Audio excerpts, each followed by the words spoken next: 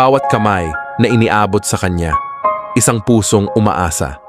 Sa bawat paglakad niya, sa piling ng tao, dala niya ang malasakit at paninindigan. Hindi siya hari, hindi rin perpekto. Pero sa mata ng karaniwang Pilipino, si Tatay Digong ay ama. Handang umalalay, makinig, magmahal.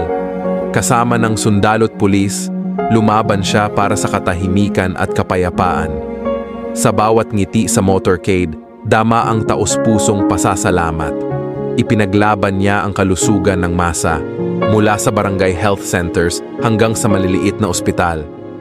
Itinayo niya ang matagal ng pinangarap ng bayan para sa susunod na henerasyon.